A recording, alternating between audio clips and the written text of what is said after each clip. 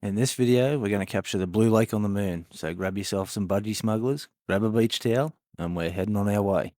So to capture the blue lake, I'm going to use my favourite scope, the C925.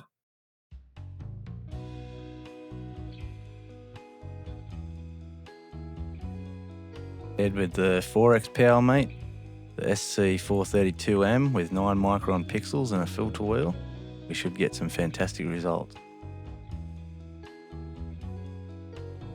And just to give us the absolute best shot at getting the most amount of detail, I'm using the new Alcal 4.0 electric collimator to make sure this thing's on point.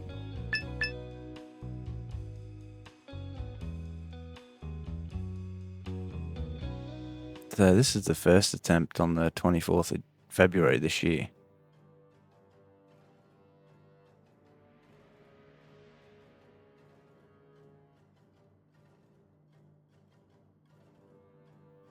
So the seeing was actually quite good on this night.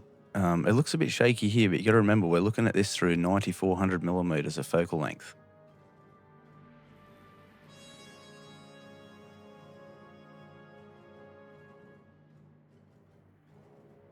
It looks good. So here's the first attempt from the 24th of February in lunar evening.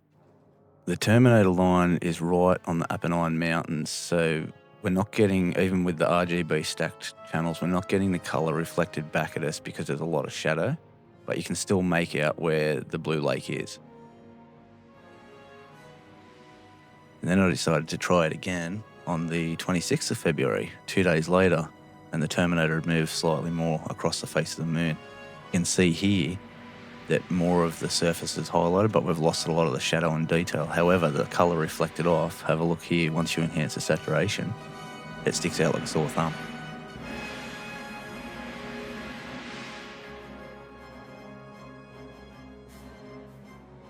So the blue lake is certainly not the easiest target on the moon to find, with respect to how tiny it is.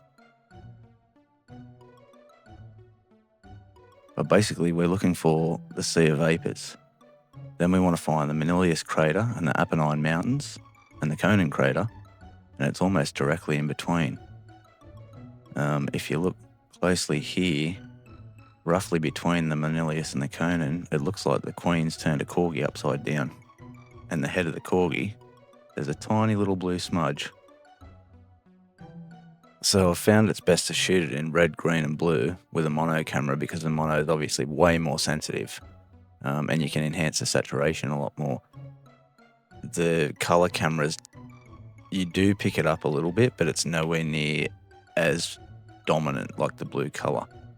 But here's the final result from another attempt I had way back. I think this was in about November last year.